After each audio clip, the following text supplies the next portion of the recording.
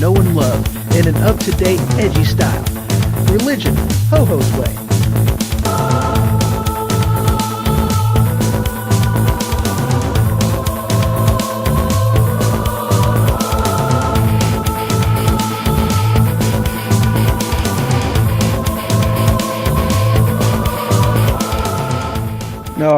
All right.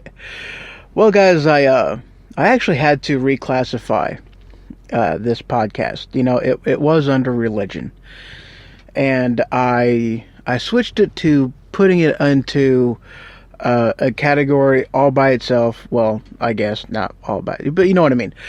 I changed it into spirituality because, in a matter of speaking, yes, there's going to be a lot of this stuff that I'm talking about that I'm going to be, you know, discussing the Bible, bringing things up to date and making it alive.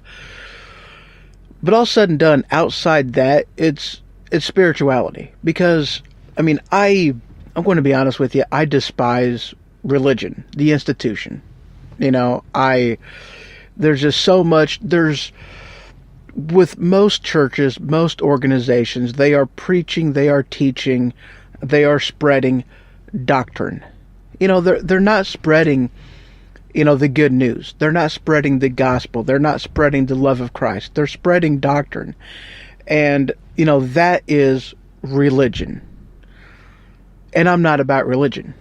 Okay? I'm not about religion whatsoever. I am about spirituality. Getting close to God. Getting close to the Creator. You know? That's what I'm all about. All right.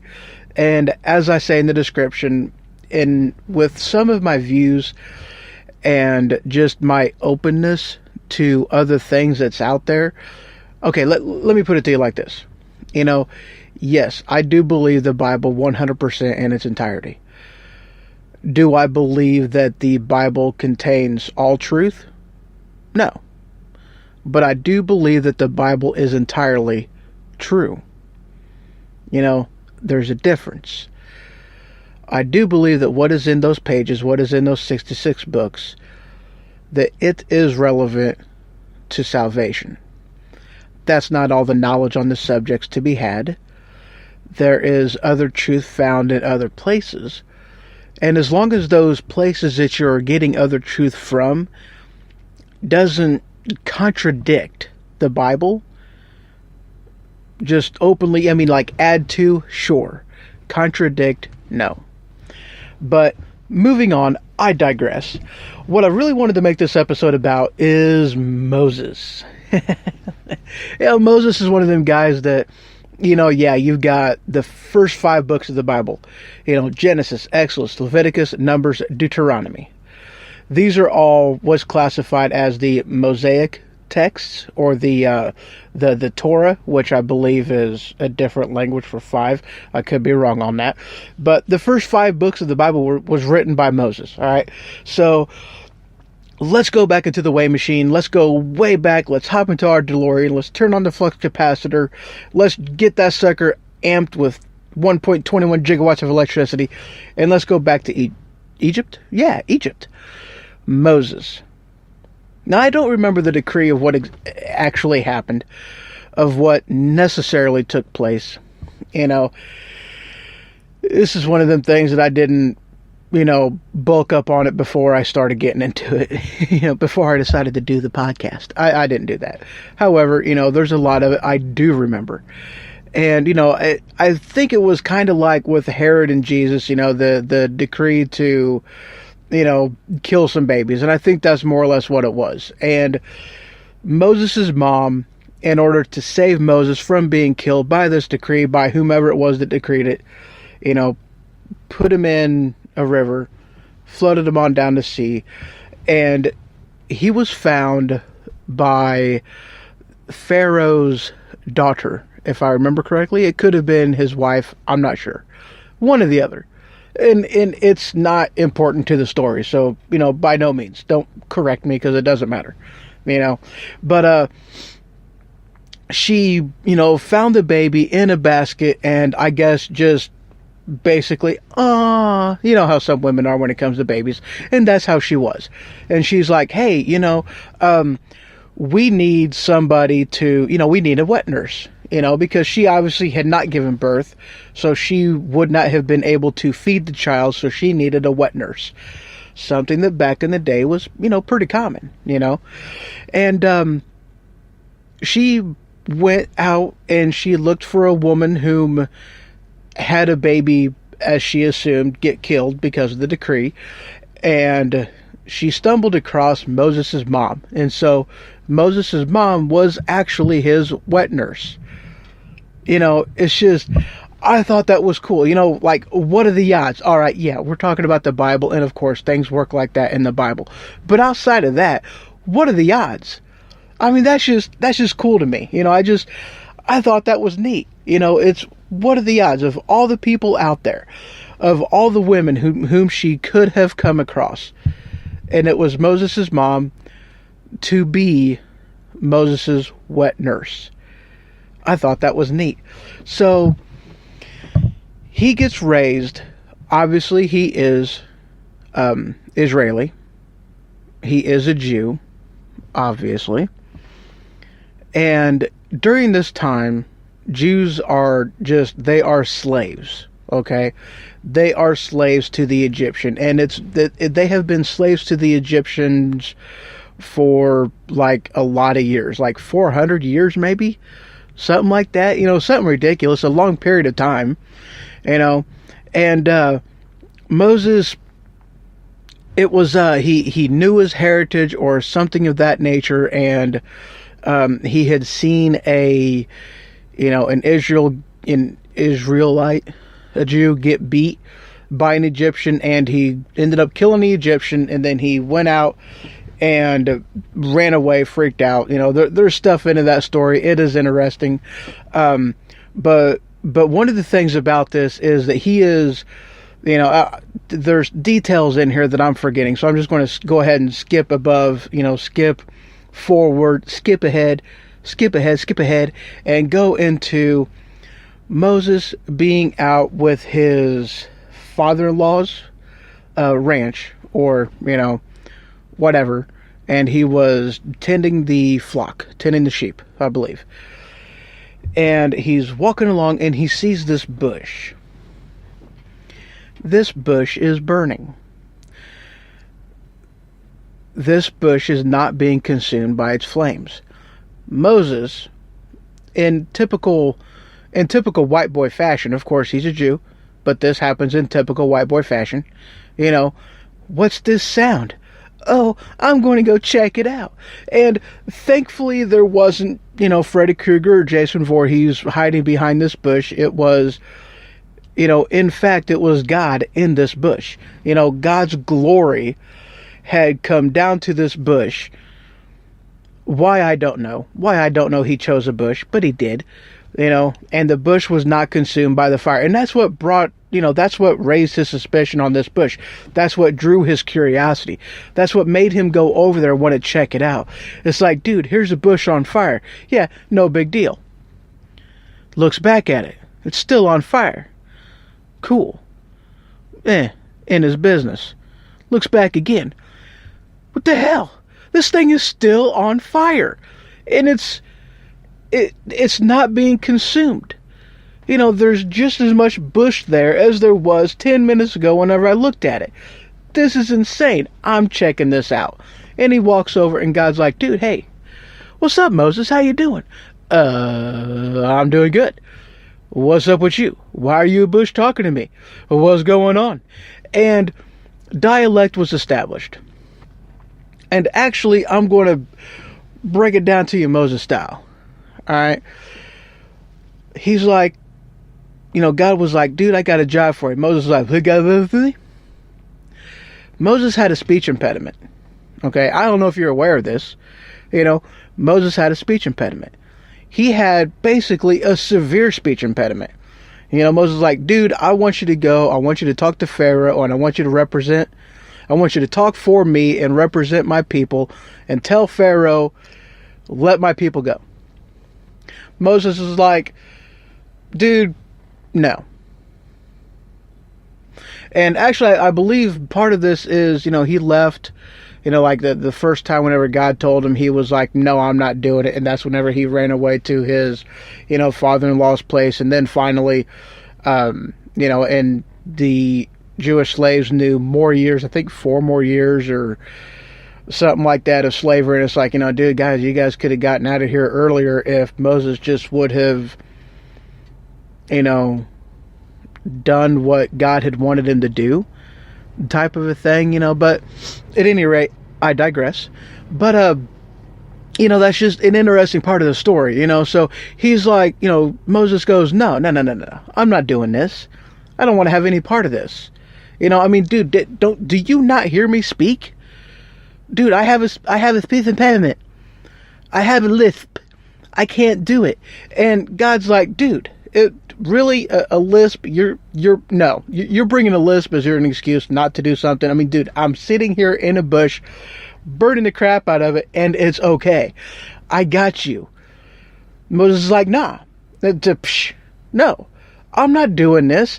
You want me to go talk to Pharaoh after I just got done killing a couple Egyptians, living in his house as, you know, a son to his wife or his daughter, whatever, and you want me to go back and say, oh yeah, by the way, I've been living in your house all this time, and I'm actually a Jew, not an Egyptian, and oh yeah, let my people go.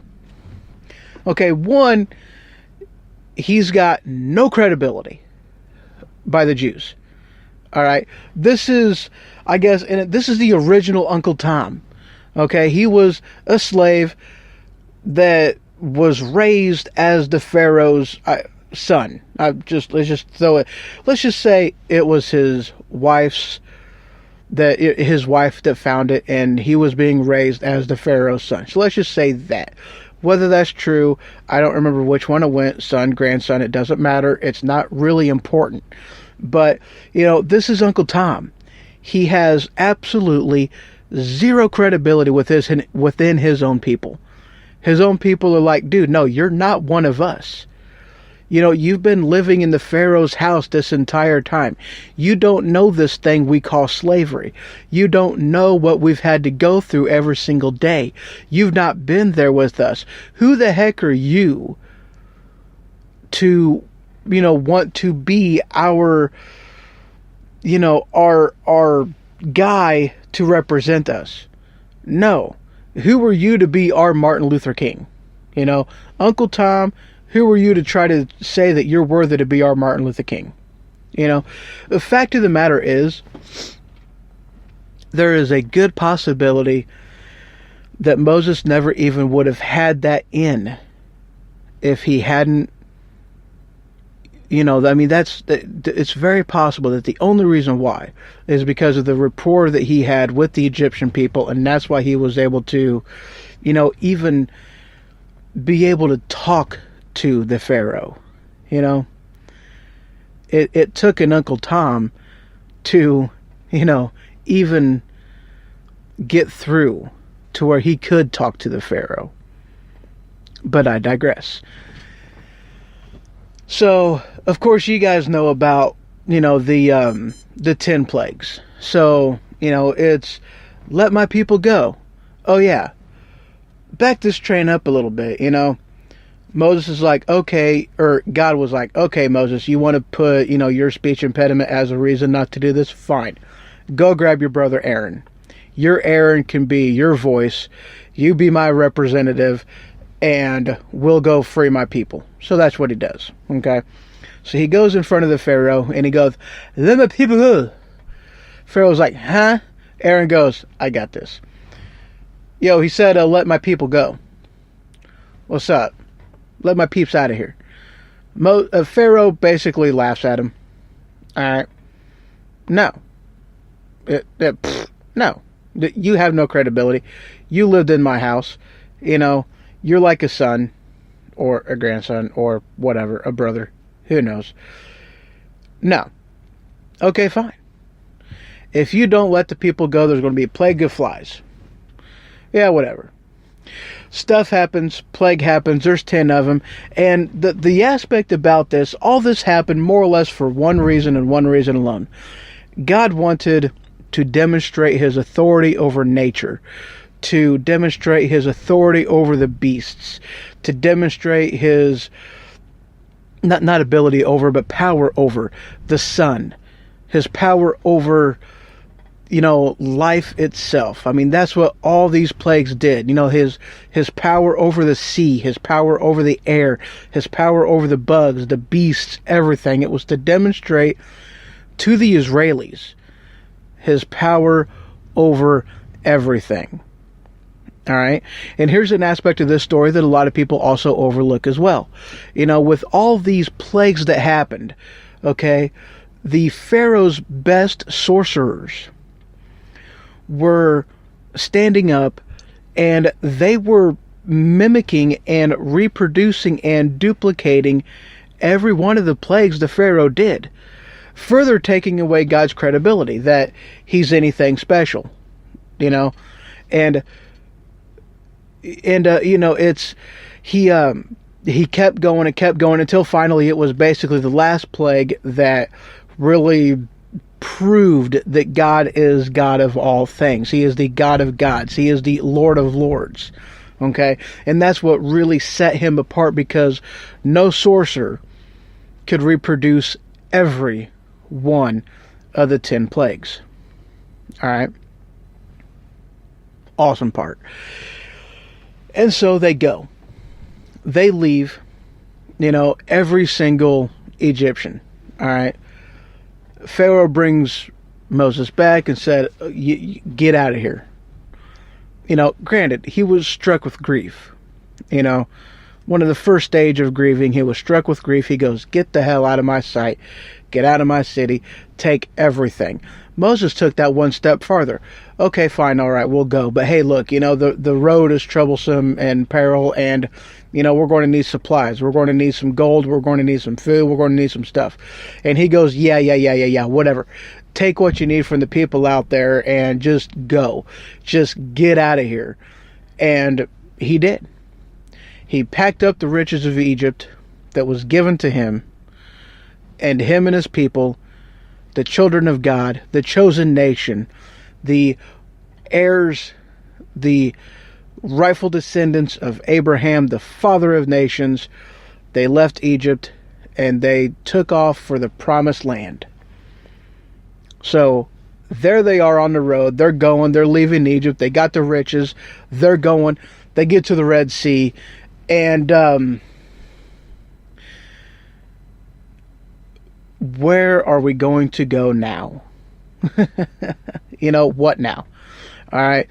The Pharaoh, meanwhile, is back in Egypt, while they're on this hike, and he's like, dude, no, I've changed my mind. Second stage of grief hit. I'm angry. He's angry. He's angry.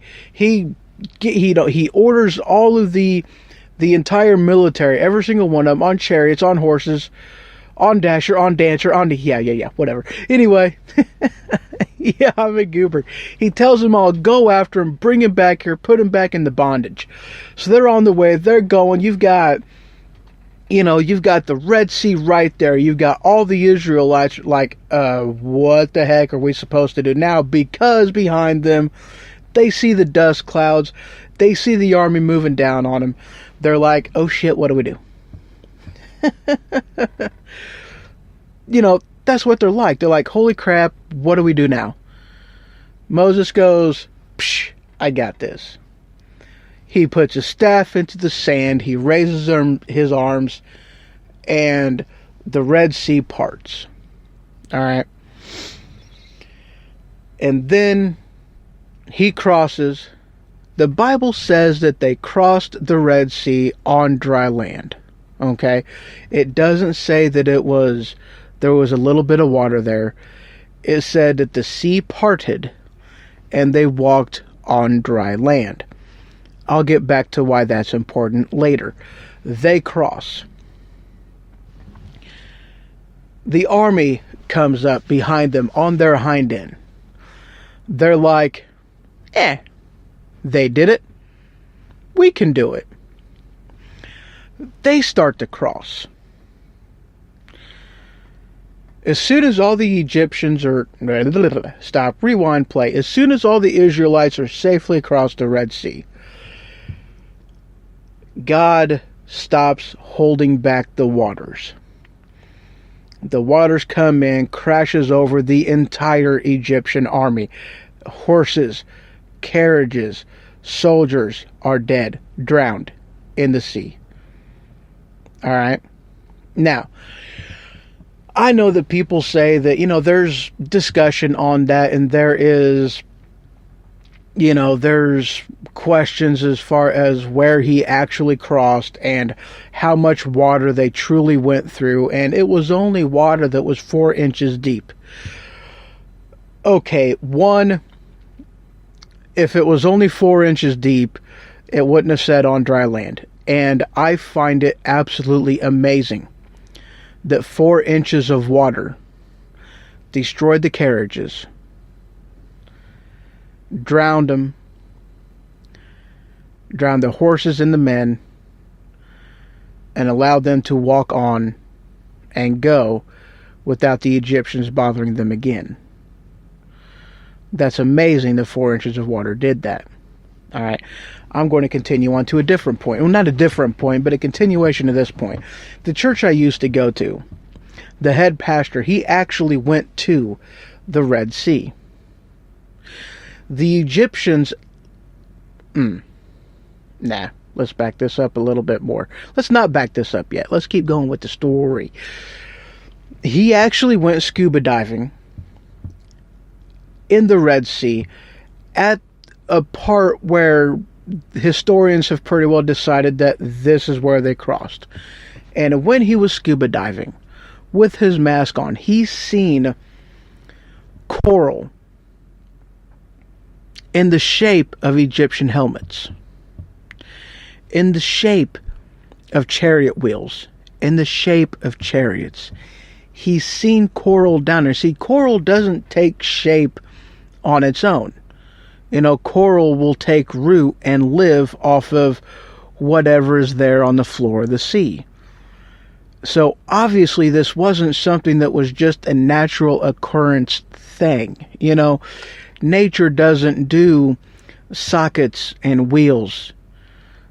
Nature doesn't reproduce helmets. Man makes them, and then nature will live on them. But nature doesn't reproduce it. Man produces it. Nature just lives on it. And so you've got the coral down there living on these things. That is an amazing part of this. He found the section of the sea that the Egyptians crossed and the Israelites crossed upon, and you can clearly see just all of this coral stretched out on the entire bottom of the sea. And every last bit of it was in the shape of chariots and wheels and helmets and spears and swords. Just all the way across it. It was absolutely amazing. And when he came back to the surface, there was a boat there. On this boat was men with guns pointing at them. This is a secret so hidden that they protect it with guns. They didn't imprison him. They didn't shoot him. They did not kill him. Quite honestly, I don't know how he got out of there with his life. It's one of them things that, and I'm going to tell you this, guys. Truth be told, if you were to go to Turkey, and if Turkey actually allowed you to do this, if the Egyptian government would actually allow you to do this, then it would completely 100% validate the story of the Jews and the religion of the Christians. It would totally validate that. And then where would we be? Where would the other religions out there be? Here's the stories out there that are told in the Bible, and they're, here's fossilized proof and evidence that they're real. But at any rate, I digress again. So he crosses, he's doing this, he's going into the into the wilderness. He's going into the desert, the Sinai desert, in the Sinai Peninsula. Okay, he's in the desert now. This is a track that is only supposed to take you basically. It's either 7 or 11 days. I'm not exactly which. And quite honestly, considering we're talking about the Bible and things happen to work, numbers are relevant. It was probably a 7-day trek from one side of the Sinai Peninsula to the other side of the Sinai Peninsula, where God was taking his chosen people, a land flowing with milk and honey. Okay? So, now I don't remember if it was before or after they got there that, the Ten Commandments come up. But the Ten Commandments is really one of the things that I'm wanting to talk about. Okay? Because the Ten Commandments, the story on that with, that one is just, it's amazing. So I'm going to go ahead and take a small break right here. And when I come back, we're going to talk about the Ten Commandments. We're going to talk about, how being in the presence of God completely changed Moses' appearance. It's amazing. So here's a couple songs, and, it's like, I'm sorry, I really don't have, Christian spiritual songs on my phone right now. So this is In This Moment, In the Air Tonight, and that's what we're going to jam out to during the break. So, be right back.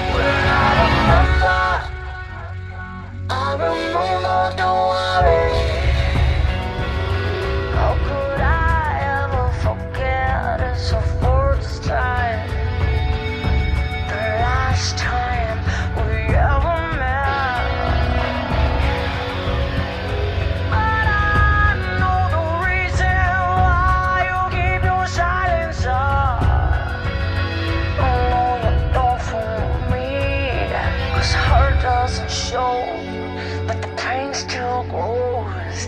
No stranger to you and me. I can feel it coming in the air tonight. Oh Lord,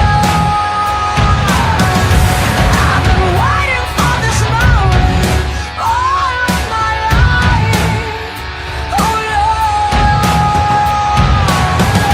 I can feel it coming in the air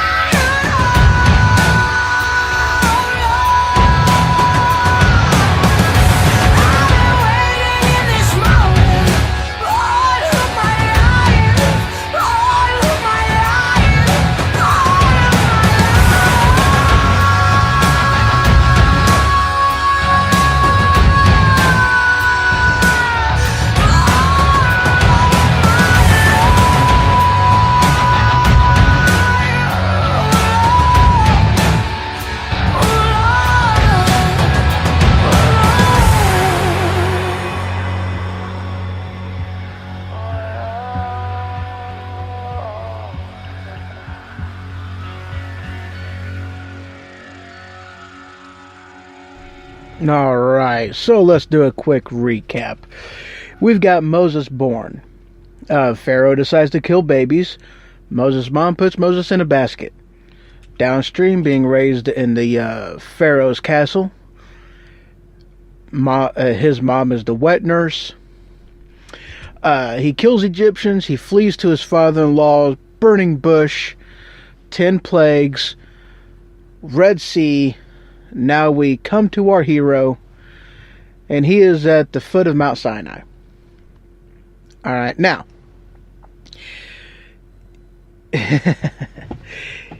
he talks to the pharaohs, and, there's a bunch of stuff in here that also happens as well, okay? And I'll get into some of this other stuff in talking with, the Exodus, because, to be honest with you, there is all kinds it's an amazing part of the story with the Exodus. It's symbolic. It's amazing.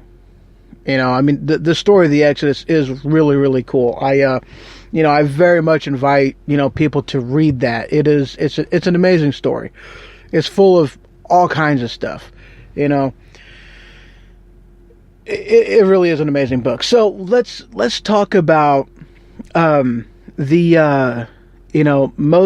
and the 10 Commandments, all right, because that is an aspect of this story that, truth be told, I absolutely love, all right, I really do.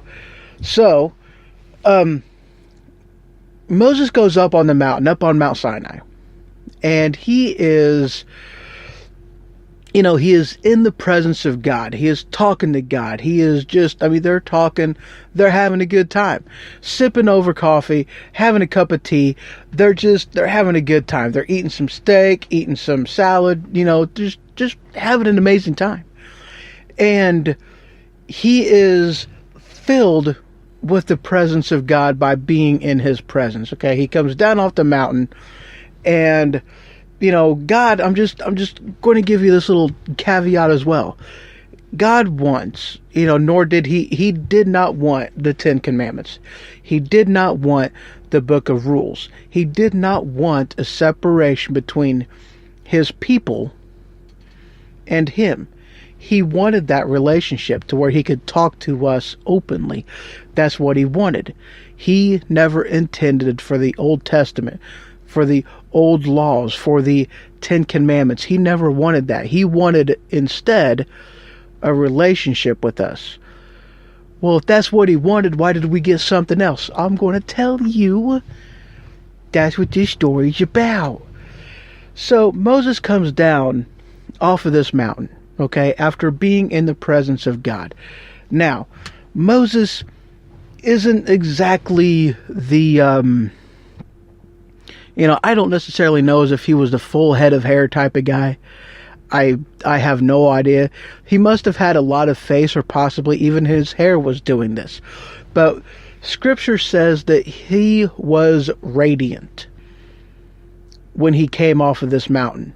after being in the presence of God. He was glowing, people. He was like one of them glow sticks. Alright, he was the things that rays were made of. Okay?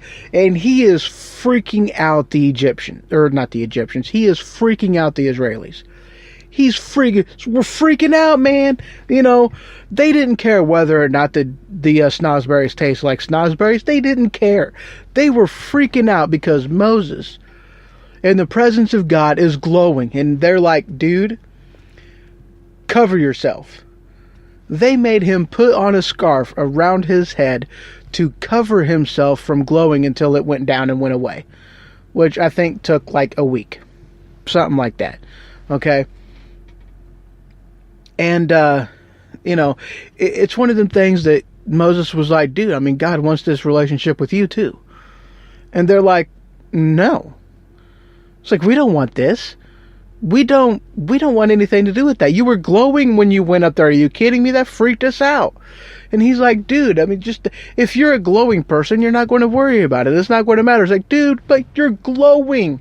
It doesn't matter. It's like, just go. No.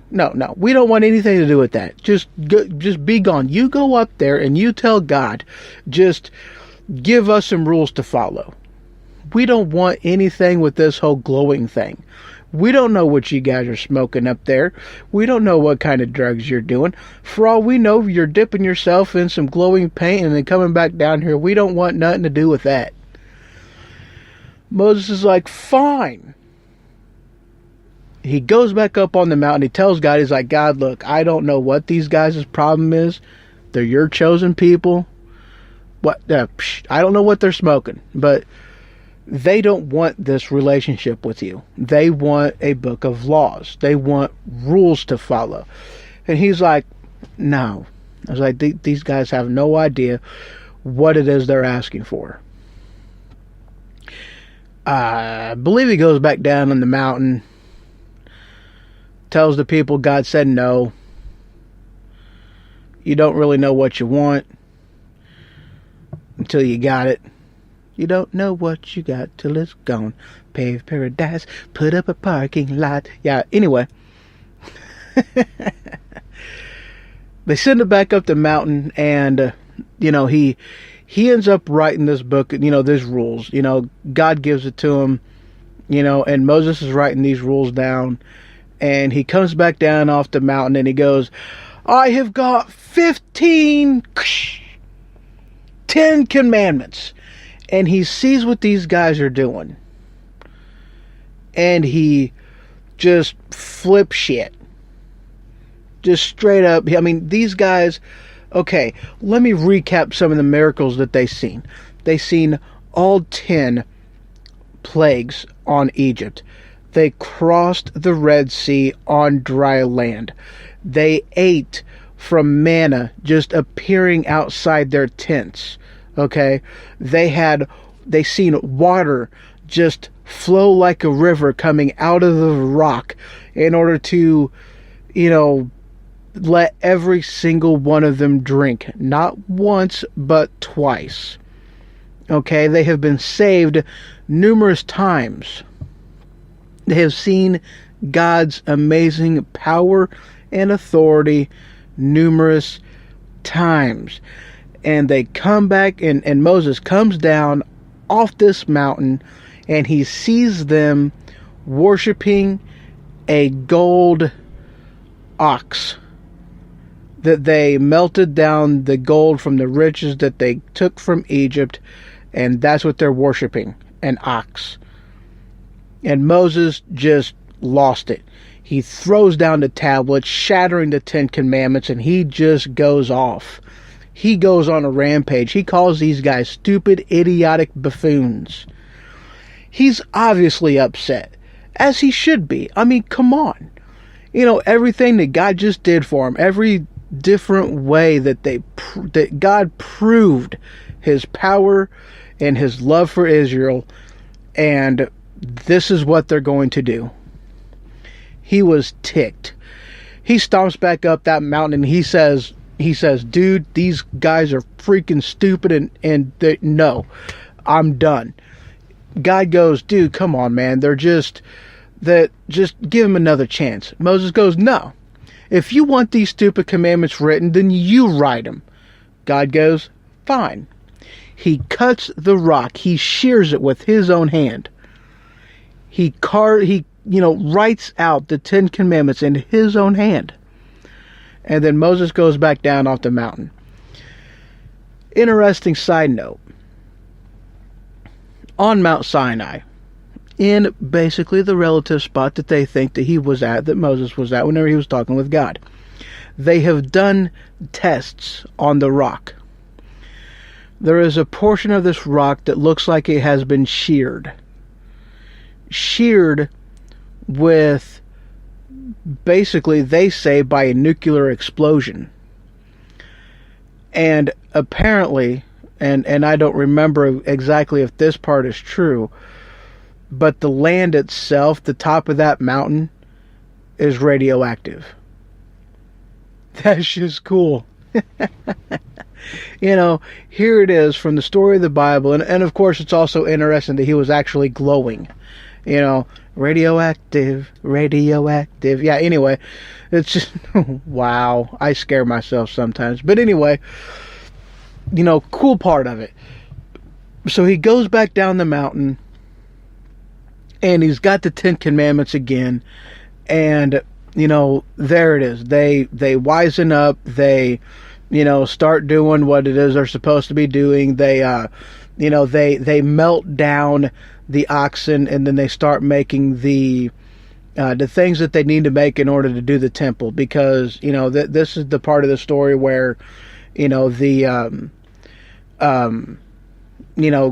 presence of God is housed within the 10 Commandments, within the Ark of the Covenant. Okay?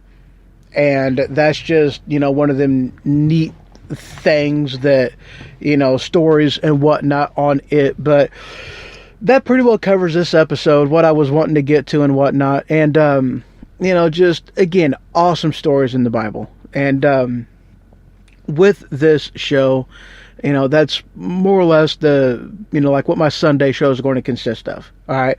I'm going to be doing other shows periodically, and I'm going to be covering, just different topic-based things that I highly doubt they're going to be, run anything like, this one. But I'm going to be doing, just different topics that, that hit close home to me. And, just, yeah. That's more or less what I'm going to be doing with this one. Just different topics, different, Christian topics, different spiritual topics. Okay? So if there's anything that, you want to throw out to me as far as, wanting my 2 cents on something, let me know. If it's a story you want to hear, let me know. If I haven't gotten to it, I'm sure I will. If I haven't thought about it, hey, shoot me a message. Let me know. And, I'm sure we'll have fun with it. Have a good time. So, that covers this episode. Join me next time. Listen to my previous episodes that I have done. And, it'll be fun. Let's, and, give me also, if you want, just, different pointers and songs. I'm going to be downloading, some Jake Hamilton. I like Jake Hamilton. That's what happens when you give a prophet a microphone, so, I love his music. I love his passion, for God, for people. It's very cool. And, I like Third Day. Very good band. He's got an amazing Christmas album out that he put out maybe last year or the year before last. I'm not 100% sure. I don't remember, but, good sound to it. Now I know this isn't necessarily what most people would think of as Christian music, but I do like Creed. I dig some Creed. I like Creed. They got a good message in their music. It is a mainstream band. So, you also have different things in there, but overall, good band. And the same thing could be said for Linkin Park as well. Good band. The undertones in it are pretty clear. Whenever you're thinking religion and scripture, Bleed It Out is, it's, yeah, good song. There's a definite religious undertone to it, or at least that's just my take on it, I guess, and who knows, But, yeah, so, there's also, of course, Demon Hunter. There's Mercy Me. I like me some Mercy Me. They've got some awesome music out there, too. But, yeah, anything that you guys know of that you'd, like me to include in the show, give me pointers for music. I mean, it's been a while, since I've really been into the music, the Christian music scene. So if there's anything, let me know. And I'll download it, include it in the show. So thank you very much, guys, for listening. Y'all have a wonderful day. And here's a little bit of Hunger Strike with Chris Cornell. This is a live version of the song. So enjoy this song. Good stuff. And yes, I like this song. It is pretty awesome.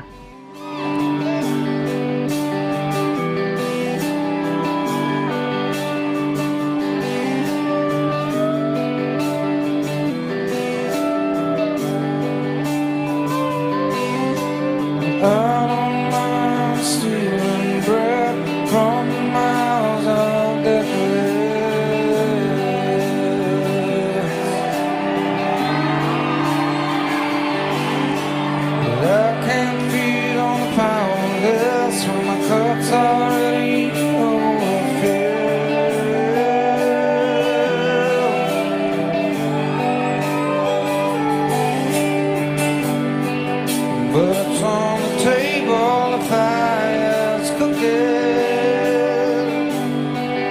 In the farm and babies while the slaves are working. The blood is on the table and the mouths are choking.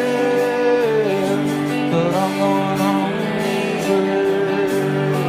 Yes, I am.